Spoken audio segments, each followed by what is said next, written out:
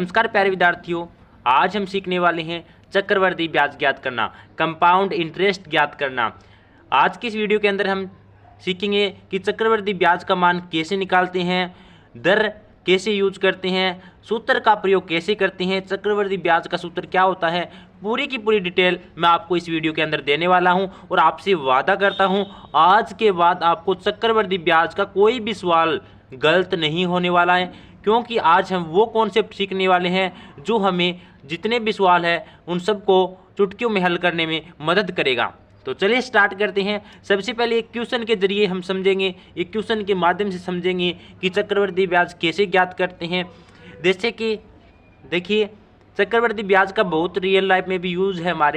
हमारे real life में कभी कभी हमारे घर वाले भी हमसे पूछ लेते हैं कि इतने इतने रुपए का इस प्रतिशत से आपको ब्याज बताना है, तो हमें नहीं पता होता है और हमारी इंसल्ट की जाती है। तो आज के बाद वो भी नहीं होगी। तो देखना, सबसे पहले का क्वेश्चन देखो, 5,000 रुपये का 10% वार्षिक ब्याज की दर से 2 वर्ष का चक्रवृद्धि ब्याज ज्ञात कीजिए। देखिए, ये क्वेश्चन भी समझा दूंगा, मैं ये भी समझा दूंगा कि चक्रवृद्धि ब्याज कैसे ज्ञात करते हैं। लेकिन उससे पहले आपको ये बात समझना बहुत आवश्यक है कि चक्रवृद्धि ब्याज होता क्या है।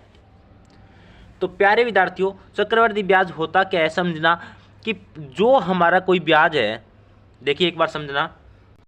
जैसे कि मैंने एक बार कोई मान लिया कि मेरे पास 100 रुपये है, ठीक है, और मैंने 100 रुपये किसी से ब्याज पे लिए, तो उसका ब्याज मान लो 1 महीने का ब्याज 15 रुपये हो गया, ठीक है। एक बार मान रहे हैं, ठीक है, कितना हो गया 115। तो देखिए 100 रुपये तो लिए थे, 15 रुपये ब्याज थे, तो 1 महीने बाद मुझे कितने रुपये लौटाने होंगे, 115 रुपये। ये तो होता है हमारा साधारण ब्याज, यानी किसी भी 100 रुपये के ऊपर अगर 15 जितना ब्याज बनता है उसे बोलते हैं साधारण ब्याज। लेकिन जो उस ब्याज है, अगर ब्याज को जोड़ दे इसके अंदर और फिर 115 का वापिस अगले महीने ब्याज लिया जाए, यानी 115 का क्या लिया जाए, 115 का ब्याज लिया जाए, यानी देखो पहले कितना रुपये था 100 रुपये, लेकिन वो 15 रुपये क्या है, ब्याज भी जुड़ गया, यानी 115 का ब्याज लिया जाएगा। मान लो कितना रुपये हो जाएगा, 20 रुपये और हो जाएगा। तो उसको कितने रुपये लौटाने होंगे, 135 रुपये। कितने रुपये लौटाने होंगे, 135 रुपये। यानी अगर किसी ब्याज का ब्याज लिया जाए, देखो रुपये तो 100 ही थे, 15 रुपये ब्याज था, 115 बने। अब 115 का भी ब्याज लगेगा, यानी जो 15 रुपये ब्याज था उसका भी जुड़ेगा और उसका भी ब्याज लगेगा। कहने का तात्पर्य, अगर ब्याज का ब्याज आपसे लिया जाए उसे बोलते हैं चक्रवृद्धि ब्याज। अगर आज के बाद आपसे पूछ ले कि चक्रवृद्धि ब्याज किसे कहते हैं, तो देखिए चक्कर, यानी एक चक्कर क्या होता है, चक्कर की जैसे अगर कोई भी व्यक्ति ब्याज लेता है तो इस चक्कर के अंदर फंस जाता है, ठीक है। यानी चक्रवृद्धि ब्याज उसे ही कहते हैं, यानी ब्याज का ही ब्याज लगना, ठीक है। तो आज के बाद आपसे पूछे कि चक्रवृद्धि ब्याज, तो आप ये एग्जाम्पल देखिए उनको समझा सकते हैं। तो देखिए ये जरूर कि आप चक्रवृद्धि ब्याज निकालना तो सीख जाएंगे, लेकिन आपको ये नहीं मालूम कि चक्रवृद्धि ब्याज होता क्या है, तो आपका सीखने का कोई तात्पर्य नहीं है। अब चलिए सीखते हैं अपने क्वेश्चन को और जानेंगे चक्रवृद्धि ब्याज का सूत्र क्या होता है। चलिए, तो देखिए सबसे पहले हमें चक्रवृद्धि ब्याज का सूत्र पता होना चाहिए। चक्रवृद्धि ब्याज का सूत्र क्या होता है, चलिए जानते हैं। तो देखिए चक्रवृद्धि ब्याज समझना, चक्रवृद्धि ब्याज का चक्रवृद्धि ब्याज इंग्लिश में क्या बोलते हैं, कंपाउंड इंटरेस्ट। तो इस यहाँ से क्या लिया जाता है, CI, कंपाउंड इंटरेस्ट से CI लिया जाता है। चक्रवृद्धि ब्याज का सूत्र होता है, देखिए अमाउंट माइनस प्रिंसिपल। अमाउंट क्या होता है आपका, मूलधन। अमाउंट क्या होता है, सॉरी, मिश्रधन। देखिए मैं साथ में इंग्लिश में भी लिख दूंगा और हिंदी में भी लिख दूंगा। मिश्रधन किसे, अमाउंट को क्या कहते हैं, मिश्रधन। एक बार आप समझते जाना जो भी बोलूं मैं, अमाउंट माइनस प्रिंसिपल यानी मूलधन।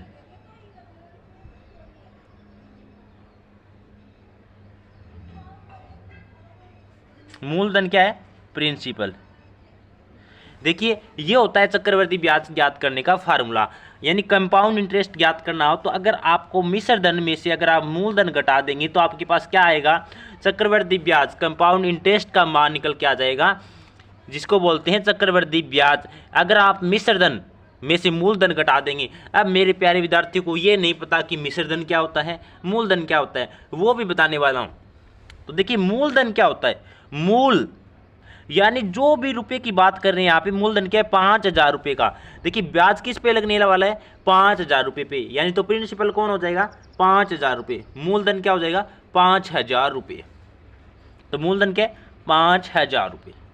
अब मिश्र धन की बात है तो देखिए मूलधन तो हमें दिया होगा, देखिए जो भी रुपया हमको क्वेश्चन में दिया होता है उसका आपको ब्याज ज्ञात करना है, तो वो आपका क्या है प्रिंसिपल यानी मूलधन है।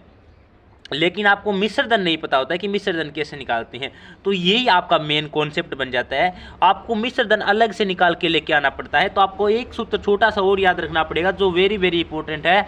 अमाउंट यानी मिश्र धन ज्ञात करने का एक सूत्र होता है। देखिए अमाउंट है, अमाउंट ज्ञात करेंगे हम डायरेक्ट इंग्लिश में याद करना क्योंकि ये अच्छा क्वेश्चन है। अमाउंट इज इक्वल टू क्या होता है principal 1 plus rate upon 100 power में क्या आ जाएगा टी का मतलब क्या होता है समय। अब बताऊंगा मैं यहाँ पे सभी चीज़ें क्या क्या है। देखिए मिश्र धन आ गया, ये आपका अमाउंट, देखिए ये आपका अमाउंट है, पी क्या आपका मूलधन है मैंने बता दिया। आर का मतलब क्या होता है, आर होता है आपका दर, ठीक है। टी क्या होता है आपका, टी होता है आपका समय, टी का मतलब क्या होता है समय, ठीक है। ठीक है समय, आर आपका दर है, ठीक है। पी का मतलब होता है आपका मूलधन, ये भी लिख दूं,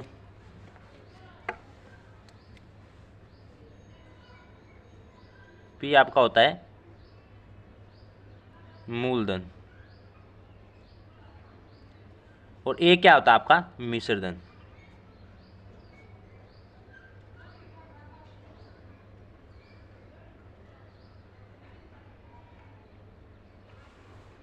ठीक है, ये आपका मिश्रधन है, मूलधन है, समय है, दर। देखिए आप सभी चीजें समझ गए होंगे। देखिए आप अगर ये चीजें समझ आती हैं तो आगे क्वेश्चन में कुछ नहीं बचता है। चक्रवृद्धि ब्याज ज्ञात करने का सूत्र होता है, कंपाउंड इंटरेस्ट का सूत्र होता है। मिश्रधन में से अगर मूलधन घटा दें तो हमें चक्रवृद्धि ब्याज मिल जाएगा, लेकिन हमें मूलधन तो पता होता है क्वेश्चन में दिया रहता है, लेकिन मिश्रधन नहीं पता होता है। तो मिश्रधन के लिए एक सूत्र होता है मिश्रधन ज्ञात करने का, जिसको मिश्रधन में इंग्लिश को बोलते हैं amount. Amount is equal to formula होता है पी ब्रैकेट में 1 प्लस आर अपॉन 100 ब्रैकेट बंद की पावर टी, ठीक है, ये समय होता है। तो चलिए अब यहाँ पे आपको ये बताना है कि मूलधन कितना दिया गया है, तो चलिए लिखते हैं इस क्वेश्चन से। सबसे पहले आप ये बताओ कि उस क्वेश्चन में प्रिंसिपल यानी मूलधन कितना दिया गया है। यानी यहाँ पे 5,000 है, वो क्या आपका प्रिंसिपल है।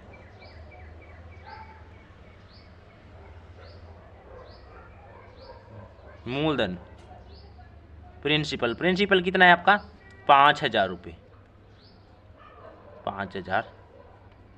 जो चीज़ दी हो ना वो लिख लो।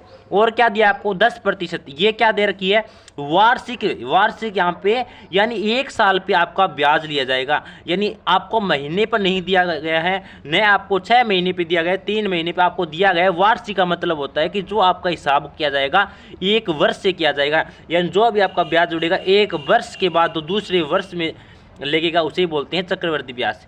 तो यहाँ पे 10% वार्षिक है, यानी दर कितनी दे रखी है आर, रेट दे रखी है हमें दर, आर कितनी है 10%। और क्या देखो 10% वार्षिक ब्याज की दर से 2 वर्ष का टाइम कितना है, समय भी दे रखा है समय। ये जो आपको दिया होता है टाइम होता है समय, कितना है 2 वर्ष का आपको चक्रवर्ती ब्याज ज्ञात करना है, 2 वर्ष का। देखिए अगर आप यहाँ तक समझ गए हैं ना, आगे क्वेश्चन चुटकियों का बचा है, बस कुछ नहीं करना है। देखिए मेन कॉन्सेप्ट तो यही था, आगे तो बस गुणा भाग बचा है। आपको ये पता होना चाहिए चक्रवृद्धि ब्याज कंपाउंड इंटरेस्ट का फार्मूला ये होता है, ठीक है। फिर अमाउंट ज्ञात करने के लिए फार्मूला ये होता है। मूलधन में दिया था 5,000 रुपये, दर दे रखी है 10%, समय दिया है 2 वर्ष। अब इसको हल करना है, चलिए करते हैं। तो सबसे पहले इस फार्मूले से क्या निकालेंगे amount is equal to, formula कहता है पी, प्रिंसिपल कितना दे रखा है 5,000, तो इस पी की जगह क्या लिख दूं मैं 5,000 रुपये लिख दूं ना, 5,000। फिर ब्रैकेट 1 है तो 1 प्लस आर का मान कितना दे रखा है 10%, बट्टा में 100 इंटू टी का मान समय कितना है 2 वर्ष, तो ऊपर क्या लगा दो 2। बस आप इसको सोल्व करना है अब। चलो सोल्व करो।